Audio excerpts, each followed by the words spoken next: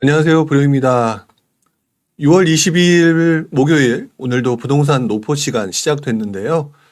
자, 그러지 않아도 요즘 분위기가 좋아졌다라고 하지만 사람들의 상황에 따라서 느끼는 감정들은 다르죠.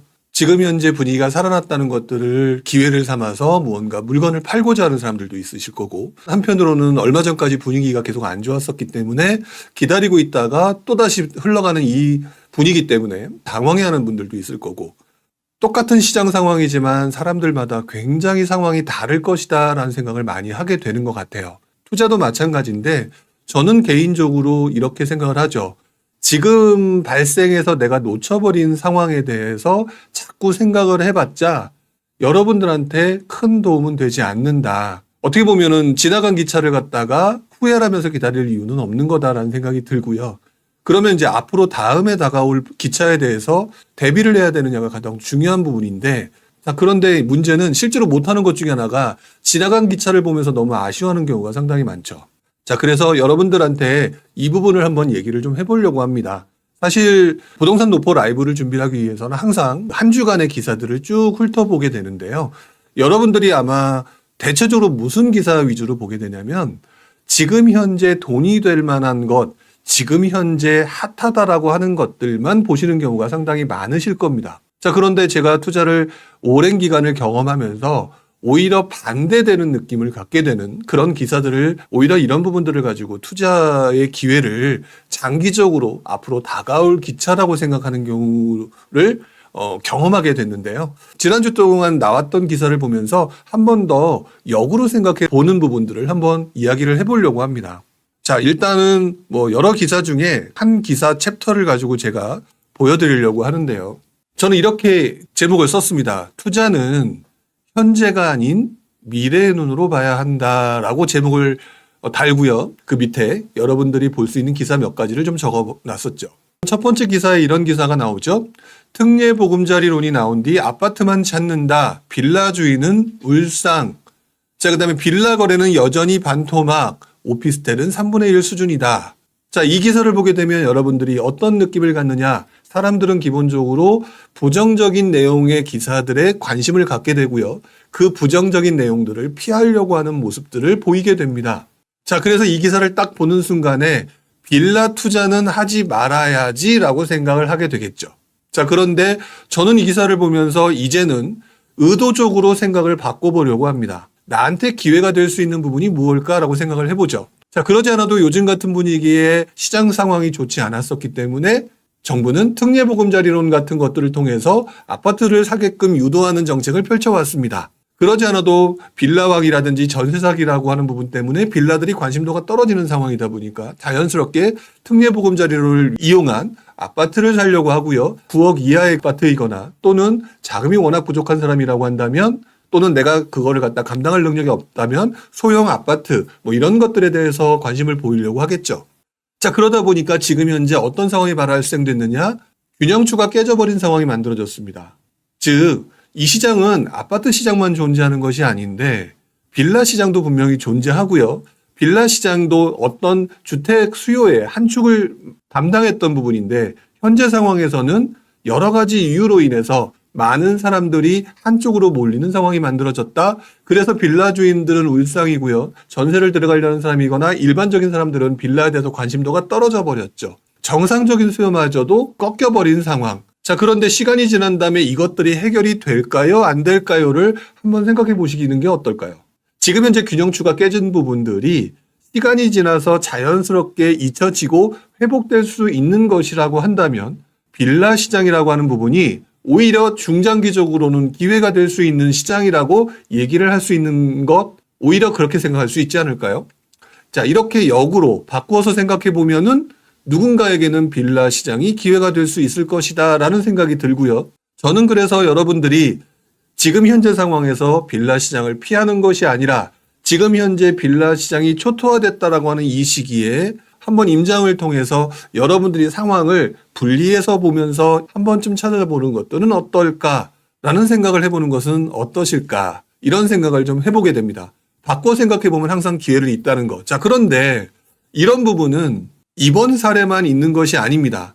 지금 제가 개인적으로 보기에는 이렇게 최악의 상황인 경우는 완전히 저평가된 상황이고 바닥을 다지는 상황일 거라고 보여지는데, 밑에 있는 기사를 한번 또 볼까요?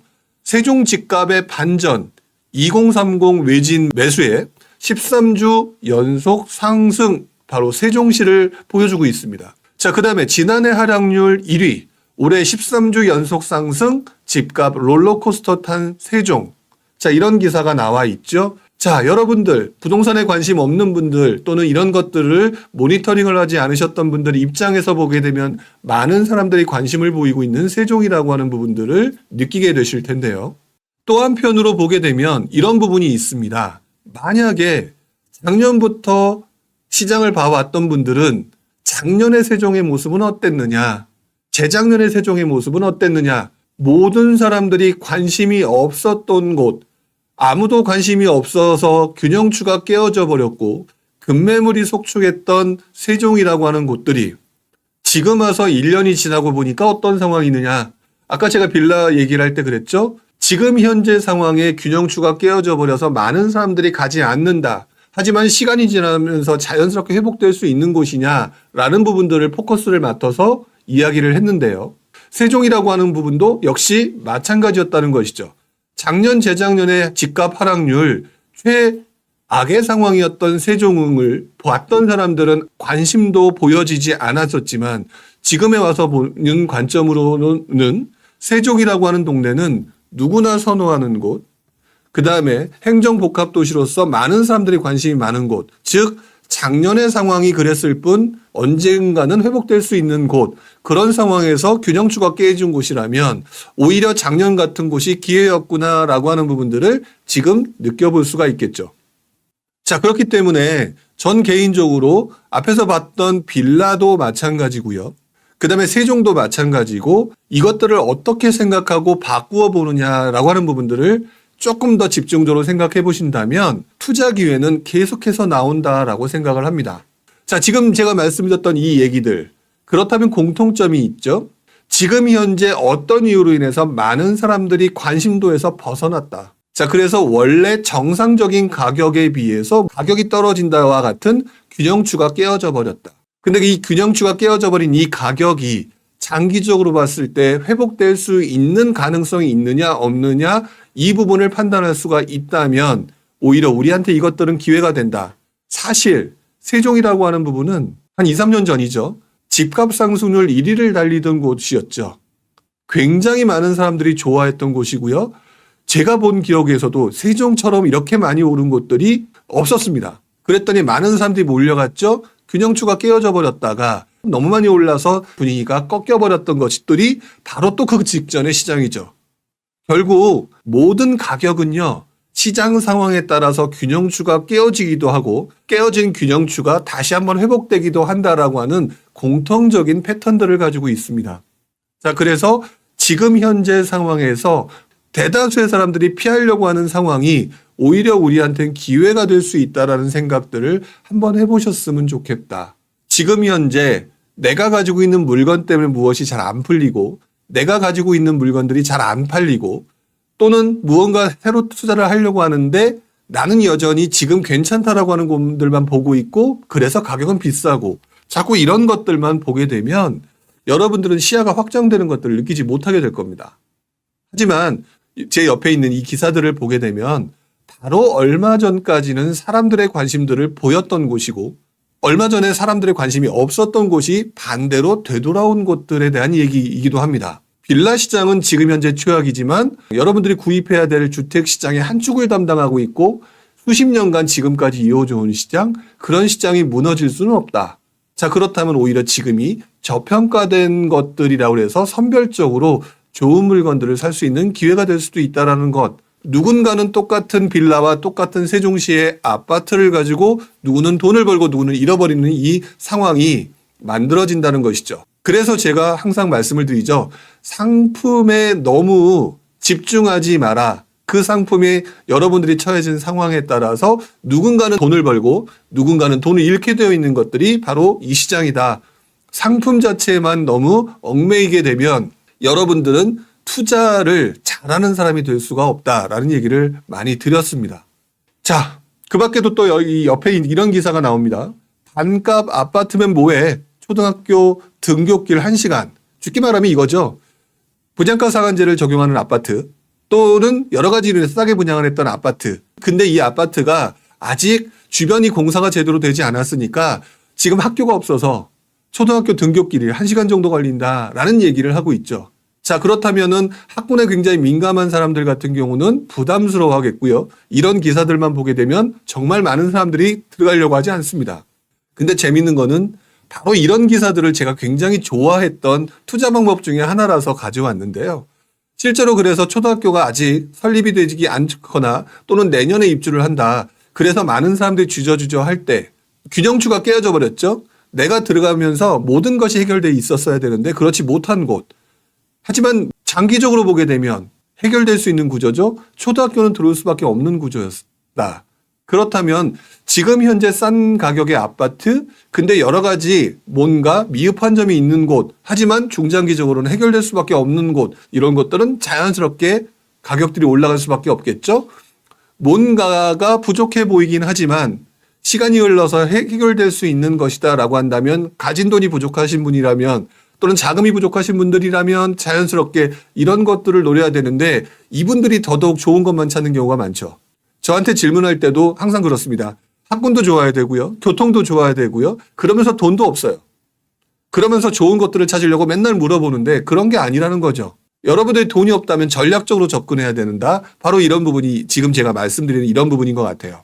자, 이렇게 해서 지금 몇 가지 얘기를 드렸고요. 자, 밑에 있는 기사를 또 한번 보게 되면 이런 내용이 있죠. 지방 미분양 자재값 중견 건설사 위기. 결국 결론은 하나입니다. 지방 미분양이 심각해지고요. 자재값이 오르고요. 중견 건설사가 위기에 빠지게 되게 되면 여러분들은 두려워하면서 피하려고만 하게 되죠. 부동산 시장 쳐다보지 않게 되고요. 부동산 시장이라고 하는 곳들을 무서운 곳이라고 생각하기 마련이 되겠죠. 그러나 이 부분들을 잘 생각해 보십시오. 그래서 지방 건설사 또는 우리 건설사들이 무엇을 짓는 곳이냐? 주택을 건설하는 곳이다. 근데 이 주택이라고 하는 것들은 우리가 거주하는 데 필요한 필수재라고 하는 부분이고 그렇다면 정부라고 하는 곳들은 지방 미분양이 점점 늘어난다라고 한다면 무언가 해결책을 만들어내는 과정들이 만들어질 것이고 여러분들은 그것들을 지켜만 보면 되는데 왜 이런 것들을 피하려고만 하느냐. 자재값이 오른다. 그래서 중견건설사들이 여러 가지 이유로 해서 무너지게 될 수밖에 없는 상황이다. 자, 그렇게 되면 어떤 식이 문제가 될까요? 무너지는 그 타이밍만 피하면 되죠. 근데 그 다음에 어떤 현상이 나타나느냐? 당연히 공급 부족이라고 하는 현상으로 나타나게 될 것이고요. 이 공급 부족이라고 하는 현상은 다시 한번 건설 경기 활성화라고 하는 대책으로 만들어지게 될 가능성이 높다. 많은 분들이 물어봅니다. 저한테 지방 언제 오를까요? 지방이 지금 현재 안 팔려요. 어떻게 될까요? 이거는 시장을 보는 게 아니라 내 상황에 대한 해결책을 요구하시는 거라고 보여지는데 사실상 지방의 현재 미분양과 이런 부분은 시간이 경과하게 되면서 점점 심각해지는 상황이 만들어진다라고 하면 정부가 알아서 풀어줄 것이고요.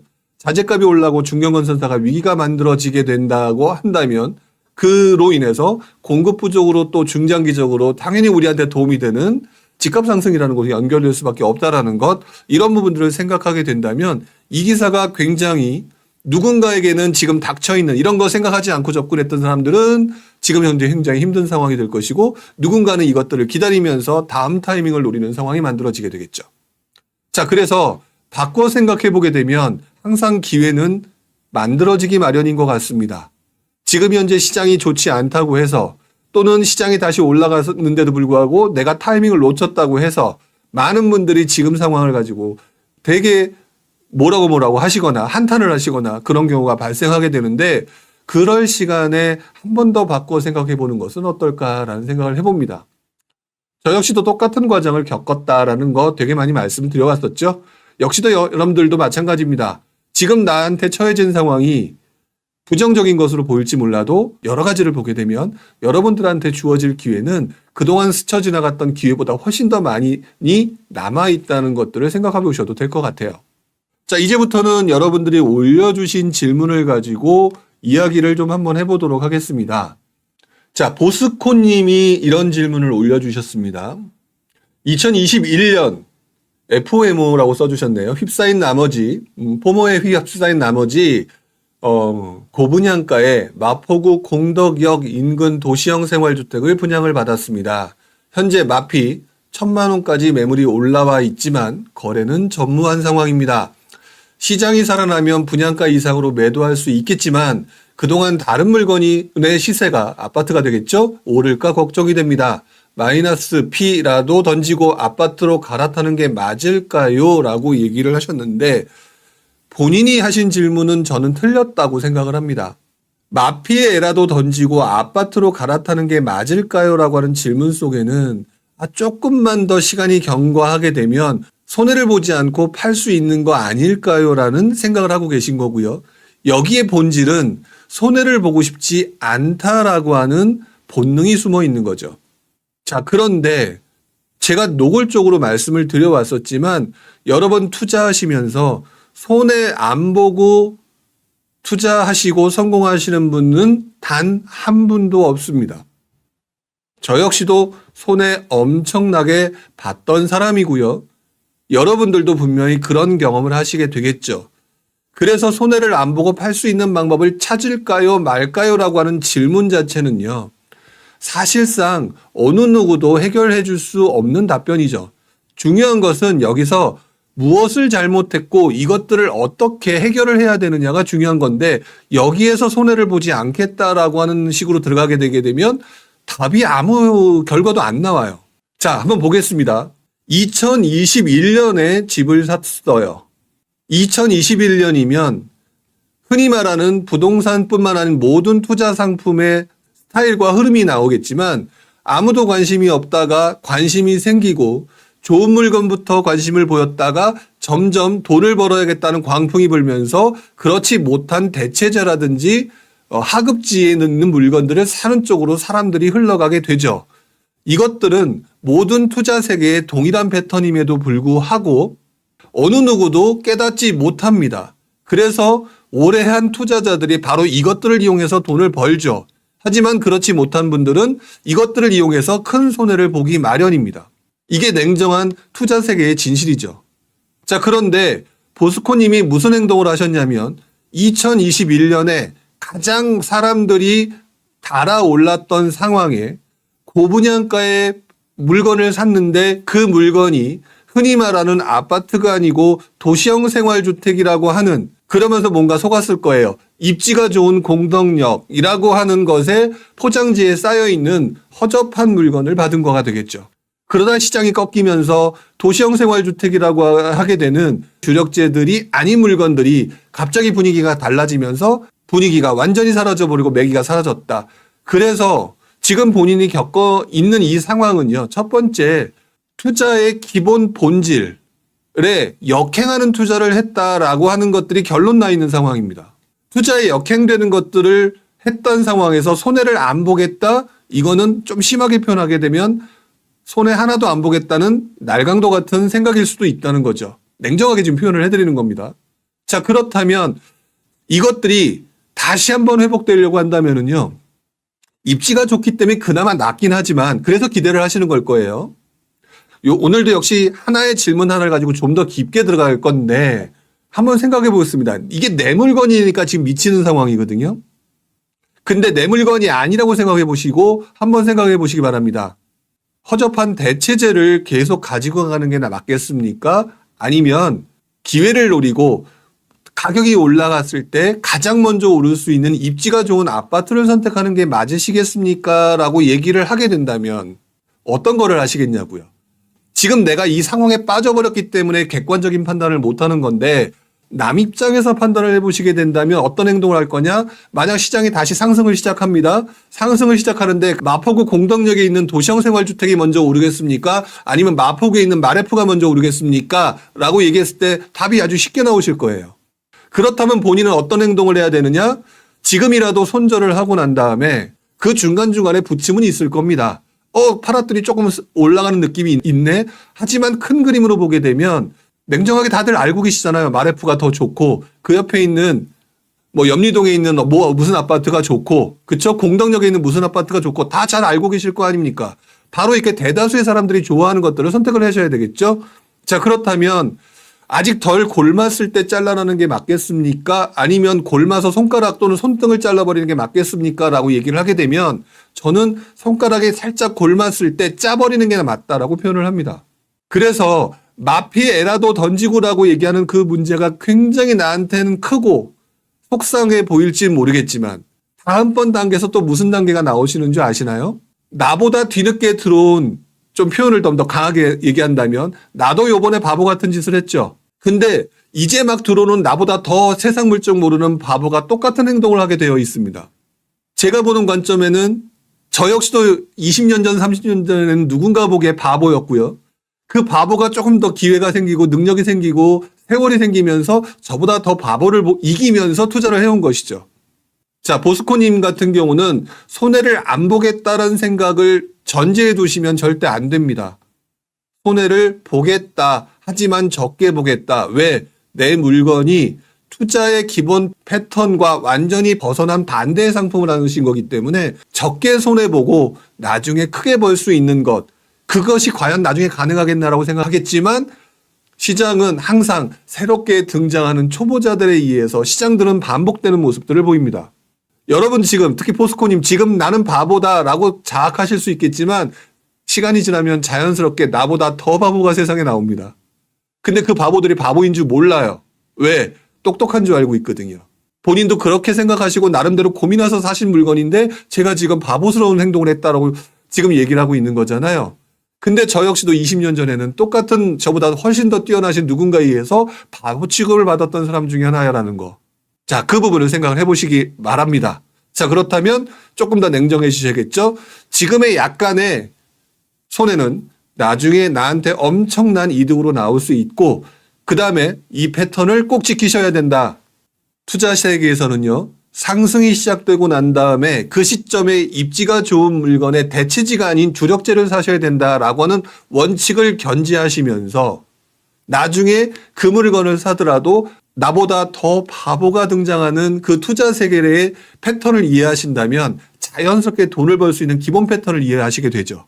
자, 여기까지 얘기를 하도록 하고요. 다음 얘기를 한번 보도록 하죠. 자, 한지훈 님이 바로 밑에서 일기신도시 얘기를 했는데 지난번에 제가 얘기를 했지만 다시 한번 좀 보도록 하겠습니다. 일기신도시 재건축에 대한 관심이 높은 상황에서 그 속도가 생각보다 나지 않는 상황인 것 같습니다. 그래서 좋은 리모델링 단지가 재건축의 대안으로 볼 수 있는데요. 자, 분당 정자동 느티마을 리모델링에 대한 평가를 부탁드립니다. 라고 얘기를 하셨는데 죄송합니다만 지금 이 내용은 거의 컨설팅 수준이기 때문에 그렇게는 못할 것 같습니다. 다만 이렇게 말씀을 드려야 될 것 같아요. 본인께서 지금 생각의 인과관계를 이렇게 진행을 하셨습니다. 일기 신도시 재건축에 대한 관심이 높은데 진척도는 느리고 그러다 보니까 단기적으로 가능성이 높은 리모델링 단지를 재건축의 대안이라고 생각을 한다라고 얘기를 하셨거든요.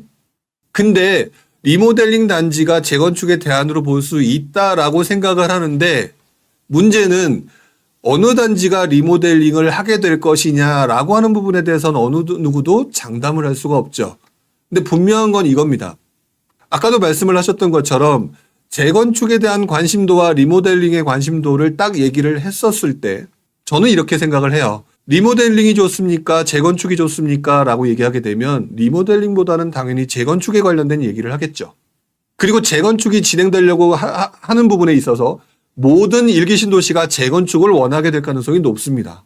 근데 문제는 거기에 있는 내가 처해져 있는 지역적인 환경이죠. 일기 신도시 특별법, 또 노도시 특별법을 보게 되면 최대 용적률을 500%로 만들어준다라고 얘기를 하고 있지만 모든 단지를 용적률을 500%로 만들어주기가 어렵고 그렇기 때문에 지금 현재 예상하기로는 역세권 위주로 용적률 500%의 재개발, 재건축 쪽으로 가야 된다라고 지금 하는 분위기가 만들어지고 있기 때문에 결과론적으로 보게 되면은 역세권 주변의 가능성이 매우 높고요. 그렇지 않은 나머지 지역들은 오히려 그렇게 해서 순차적으로 진행되는 재건축, 일기 신도시의 분당만 같은 경우도 워낙 많은 지역인데 이거 차근차근히 순차적으로 하게 되면 지금 재건축 단지 제일 최악의 마지막 단지가 되는 경우는 20년, 30년이 걸릴 수 있는 상황이 될 겁니다. 자, 그러면 여러분들 그 단지에 살고 있는 사람이라면 어떤 행동을 할 거냐? 조금이라도 빨리 할 수 있는 단지 쪽으로 넘어가게 되겠죠. 그럴 때 리모델링이 대안으로 나가올 수가 있는데요. 문제는 그 과정에서 계속 입주민들의 생각이 계속 바뀌게 될 거라는 거예요. 그렇기 때문에 이거는 정답을 드릴 수 있는 문제도 아니고 제가 이렇게 얘기를 했다고 해서 이 동네가 좋습니다, 나쁘다라고 얘기를 해봤자 그 상황이 계속해서 바뀔 수밖에 없는 구조일 수밖에 없어요. 결국 그래서 이렇기 때문에 리모델링이 좋고 무슨 아파트가 좋거라고 하는 방식이 맞는 것 같지만 제가 볼 때는 이 방식으로 가봤자 몇 년 지나면 또 틀어질 수밖에 없는 그런 내용이 될 가능성이 높다는 생각이 좀 듭니다. 결국 일기 신도시라고 하는 테마를 가지고 있는 지역들은 들어와서 엄청나게 올랐다가 푹 떨어진다. 그러니까 저는 재건축과 리모델링이라고 하는 그 어떤 풀무지름이 계속되는 곳이긴 하나 지역적으로 워낙 많은 단지 세대들이기 때문에 이 재건축과 리모델링에 대해서 어느 동네가 선정이 되게 되면 옆에 있는 단지는 데모를 하게 될 것이고요. 대안을 찾으면서 리모델링으로 바꾸게 될 것이고요. 이것들을 계속 반복하게 될 것이 뻔해 보이기 때문에 저는 그것을 가지고 판단해서 투자하는 패턴은 별로 여러분들이 판단하기가 어려울 거다.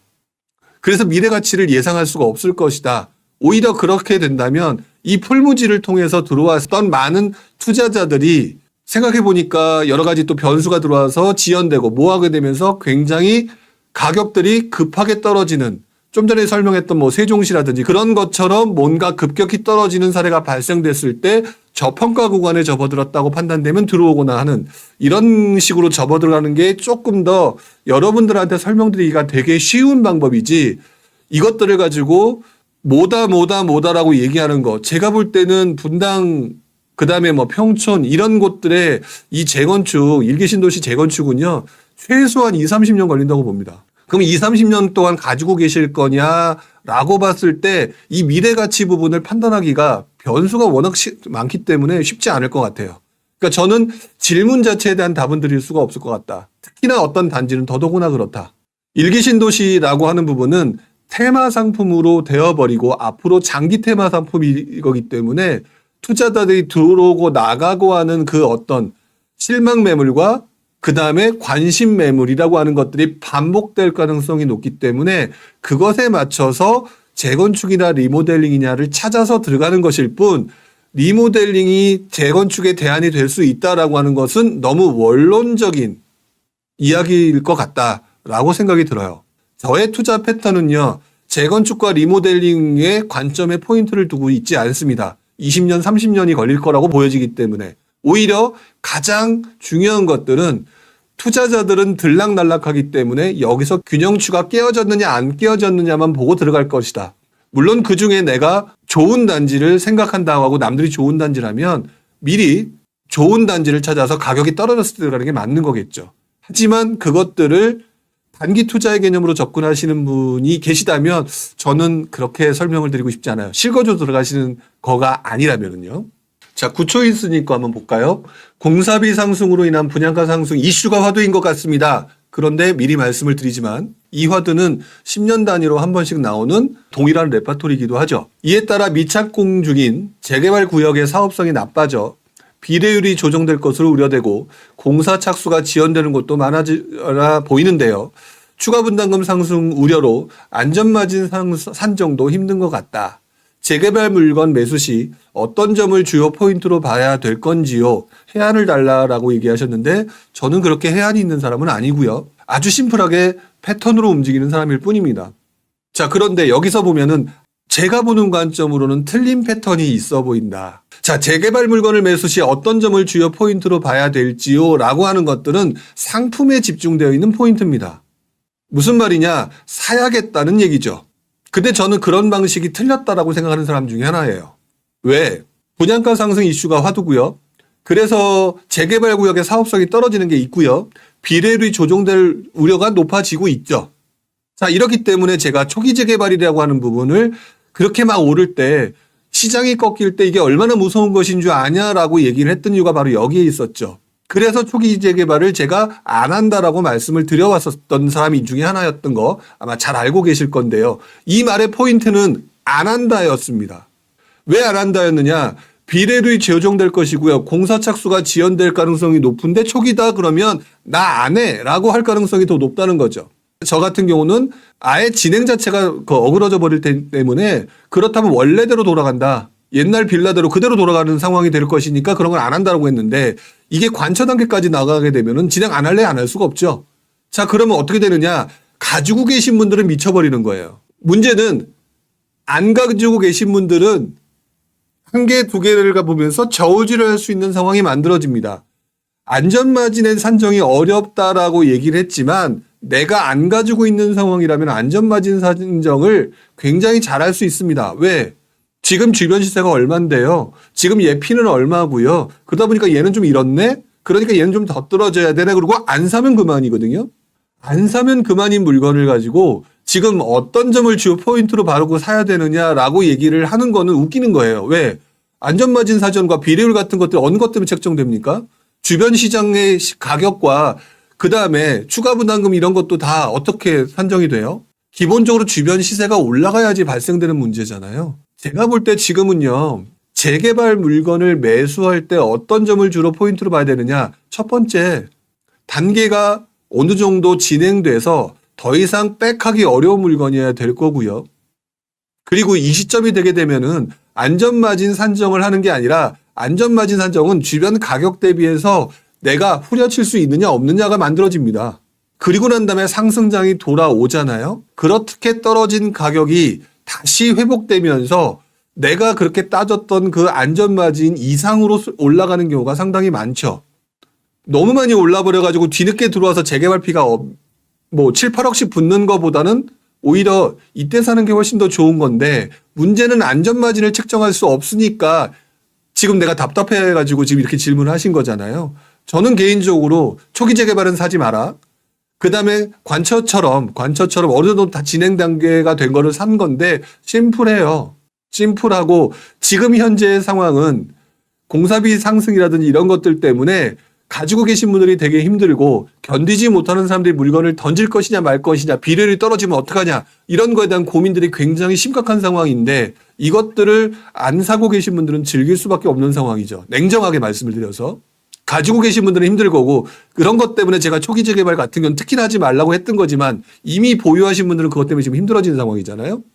결국에는 지금 현재 상황에서는 오히려 안전마진이라고 하는 부분은 결국 주변 가격으로 보시면 될 것 같아요. 왜냐하면 어차피 시장의 진행 절차에 따라서 언제 새집이 될지 모르기 때문에 마이너스 알파가 붙어서 주변 시세보단 더 싸게 살 수 있는 상황이거든요. 추가 분담금이 들어간다 하더라도 더 싸게 살 수 있느냐 없느냐를 포커스를 맞추고요. 여기서 그것이 불안하다고 한다면 개포 재건축이라든지 마레프라든지 왕십리 뉴타운이라든지 이런 것들이 상승장에 그 이후에 어떻게 올라갔느냐를 생각을 해보시게 되면 그 이상 올라가 버렸잖아요. 그랬을 때 플러스 알파가 존재한다라고 생각해서 지금 현재 시세 대비 적정하게 싸게 살 수 있는 것들을 그냥 무난하게 가지고 가시는 게 낫지 이거를 안전마진 얼마냐 그거냐고 숫자로 따지시게 되면 오히려 더욱 더 못 사게 되실 거라고 전 봐요. 서아빠님 질문 중에서 청약과 관련된 질문이 하나가 있어서 한번 보도록 하겠습니다. 요즘 회사 동료 중에서 30대 초반 분들을 보면 청약 시장을 고민하는 경우가 상당히 많습니다. 보통 주변 단지랑 비교하고 안전마진이 보일 때 들어가라고 얘기하는데요. 요즘 들어서 공사비 상승 때문에 주변 대장보다 비싸게 나오는 정비 사업장들이 있습니다. 지금 청약을 넣으려는 분한테 이런 청약은 어떻게 접근해야 되는지 말씀해 주시면 감사할 것 같습니다. 라고 얘기를 하셨는데 아주 간단합니다. 저 역시도 뭐 비슷한 경험을 했었던 부분인데 지금 모든 비교를 하시는 이유는요. 지금 내가 하고 있는 물건으로 최고의 선택과 최고의 수익률을 얻으려고 하기 때문에 발생되는 문제들이죠. 자, 뭐냐. 30대 초반분들은 경험이 없죠.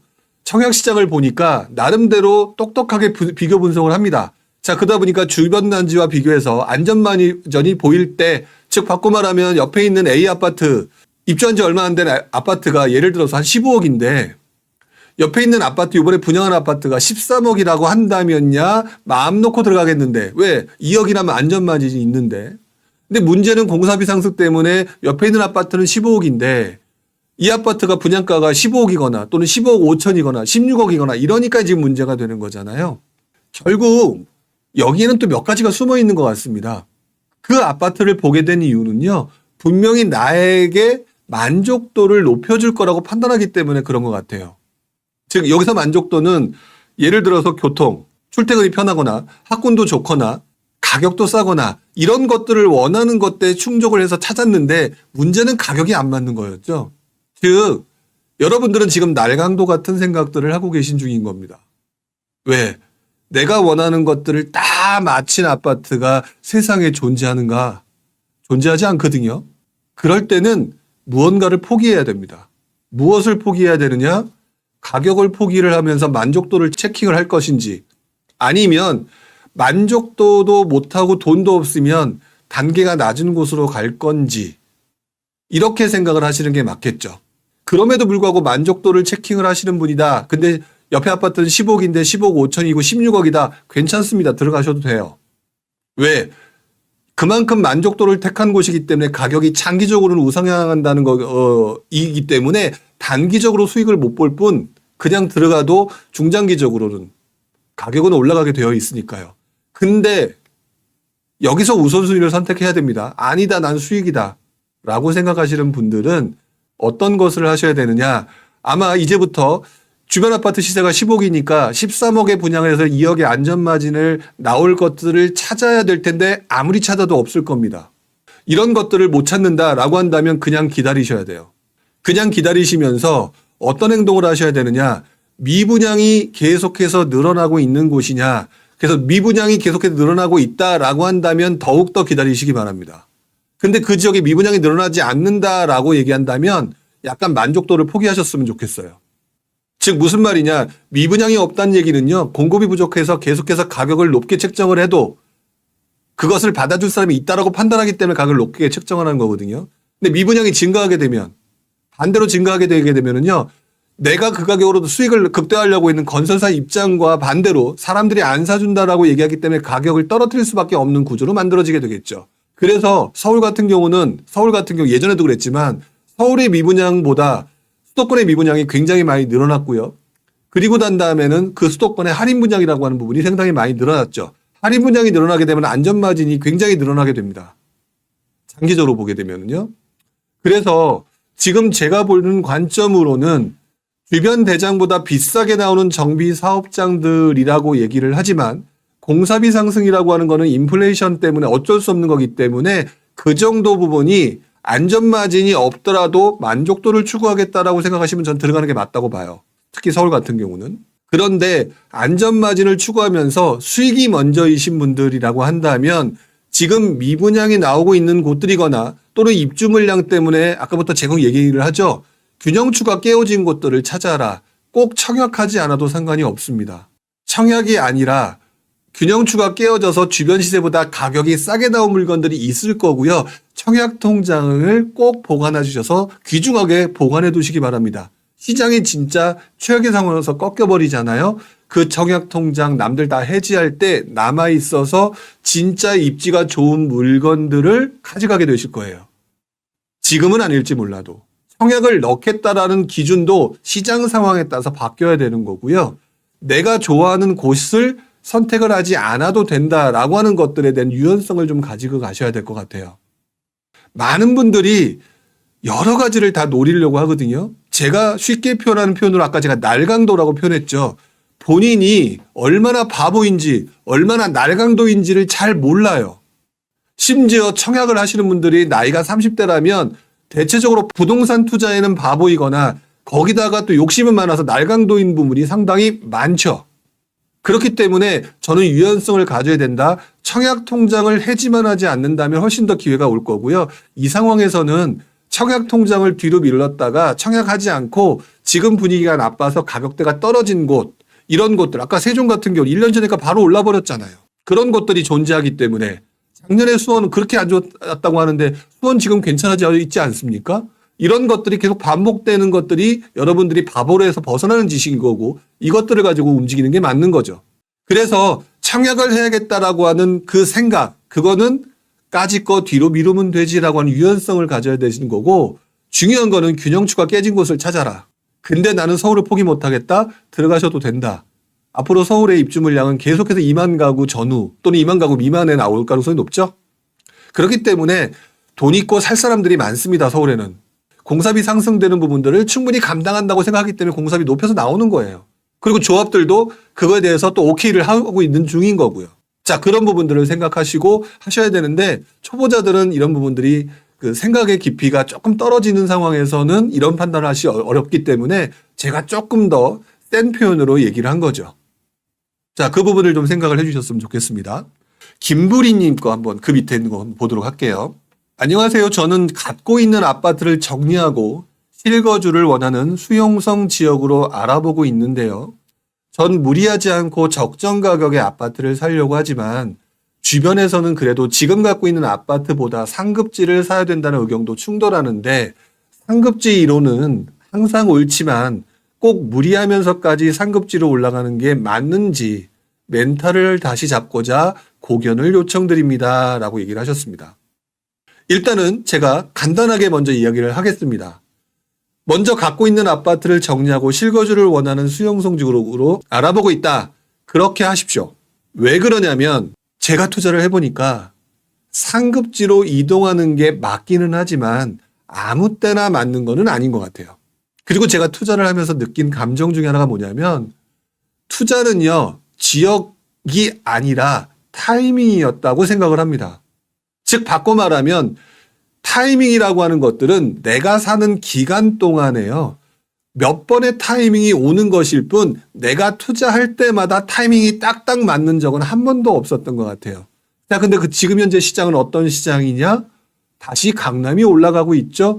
그래서 상급지를 얘기하는 분들이 많아지는 건데요.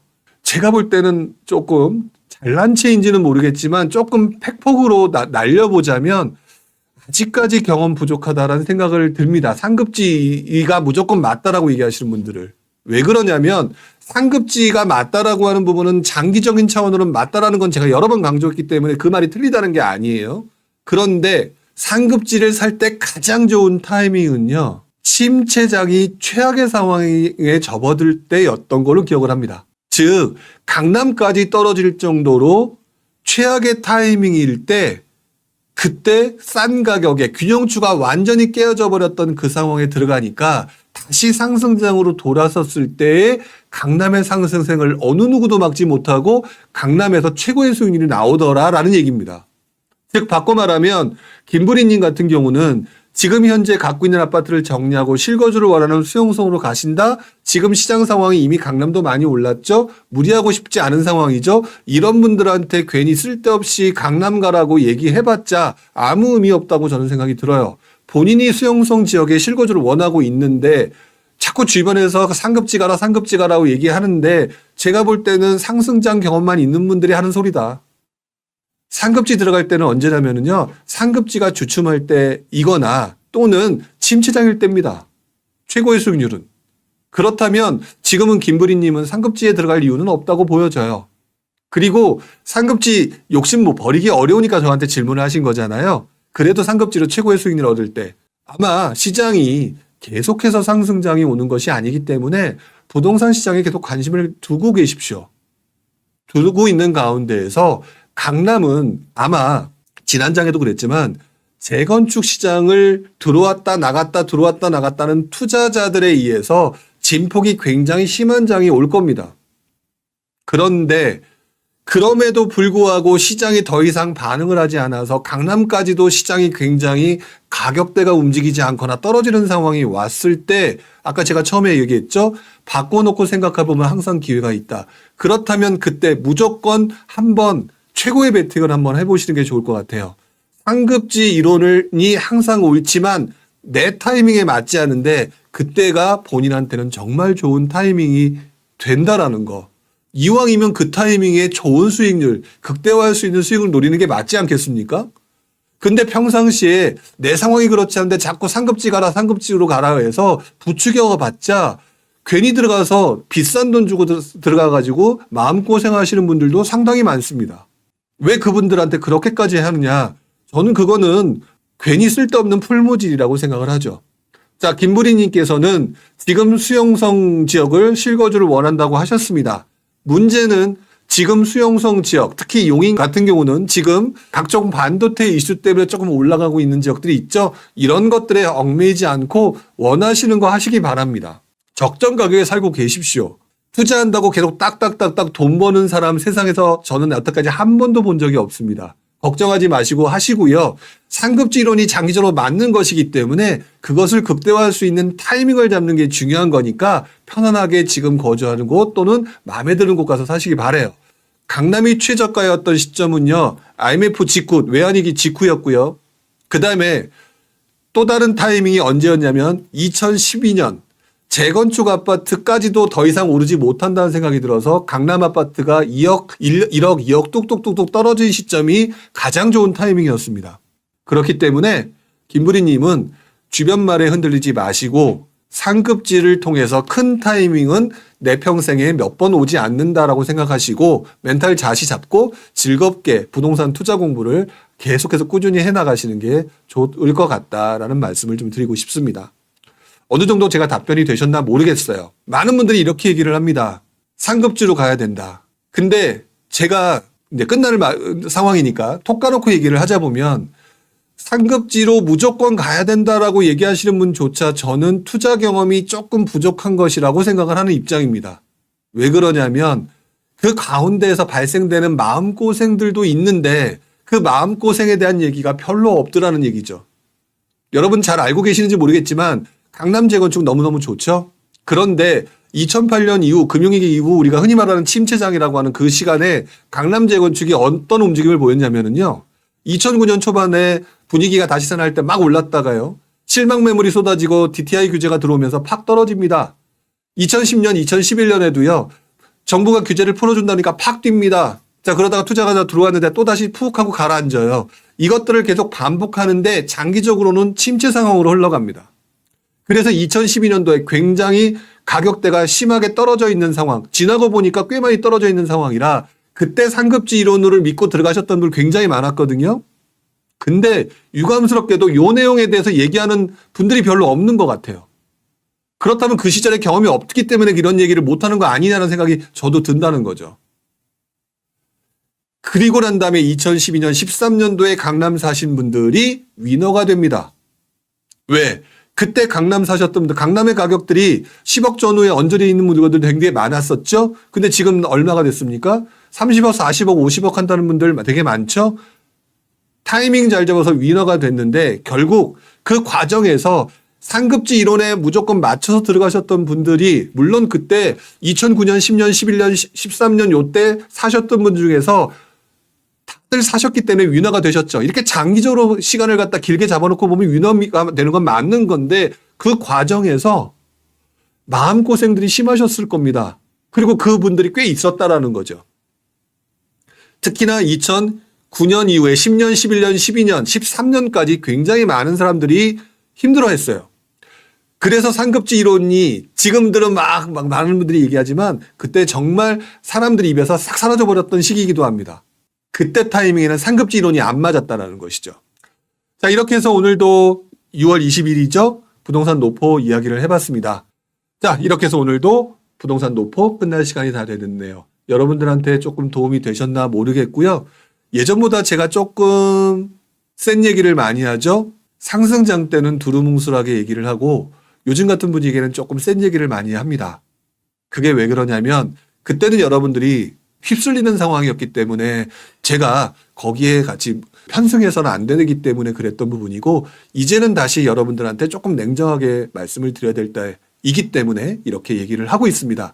앞으로 조금 여러분들한테 조금 더 뼈 때리는 이야기, 조금 더 심한 얘기, 조금 더 많이 해보면서 투자의 경험자로서 여러분들을 투자에 도움될 수 있는 거 계속해서 만들어 보도록 할게요. 자, 여러분 오늘 고생하셨고요. 다음 주 목요일 부동산 노포 시간에 오늘과 마찬가지로 여러분들의 질의응답을 받으면서 이야기를 진행하도록 하겠습니다. 자, 수고하셨습니다. 고맙습니다.